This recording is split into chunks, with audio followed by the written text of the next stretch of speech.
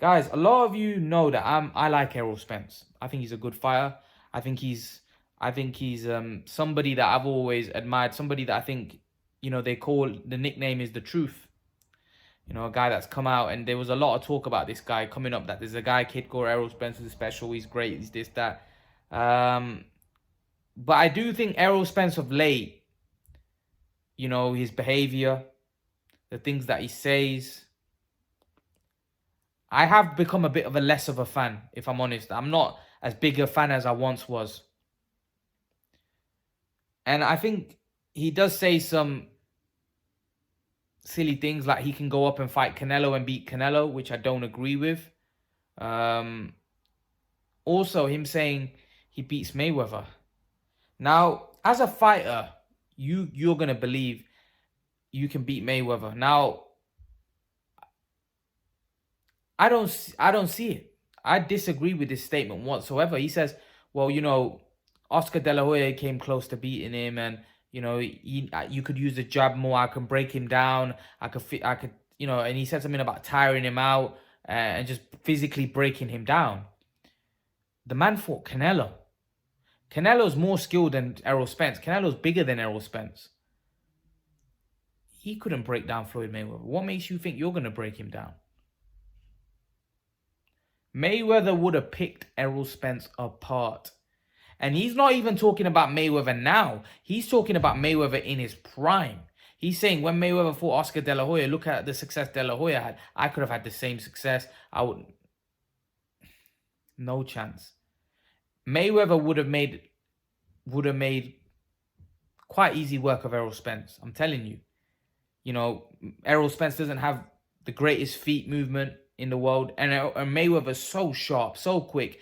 His counter punching ability is unbelievable. He's on another level, Mayweather. People don't understand. I think you only appreciate Mayweather's greatness when you probably share a ring with him. And I think a lot of these guys will understand what he does. Listen, man, the guy's fast, quick. He's got it all. And Errol Spence wouldn't beat Mayweather. He wouldn't. He just wouldn't.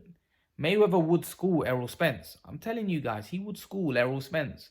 Look what he did to Canelo. He knew too much for him. And like I said, I think Canelo's a better fighter than Errol Spence. I think he's more powerful. I think he's a good boxer.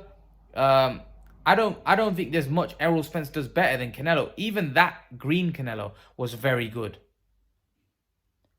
Even that green Canelo was very, very good. All right?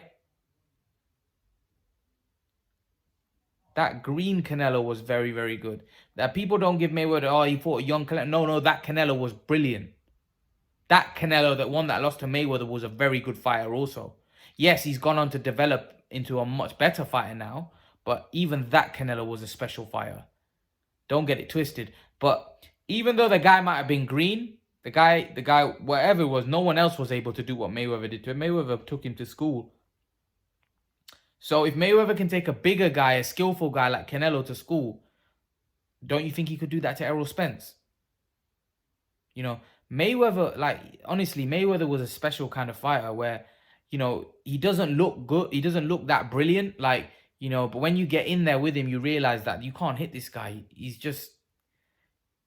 a different kettle of fish.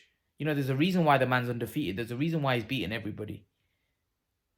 I know a lot of you guys that don't like him like to call the judges and stuff, but he's also a very crafty, very good, very smart fighter. And Errol Spence doesn't have that ability, as far as I'm concerned, to beat someone like Mayweather. Mayweather would have made light work of Errol Spence. I'm very confident that he would have. Mayweather was a different kind of fighter. And I don't think Errol Spence... I do think a lot of people were overrating Errol Spence a little bit. Errol Spence hasn't got anywhere near the resume of a Mayweather. Yes, his career's still going, but would Errol Spence have even beaten Oscar De La Hoya? Would Errol Spence have even beaten Miguel Cotto? Would Errol Spence have even beaten Sugar Shane Mosley? I don't know. I don't know whether Crawford would have beaten those guys.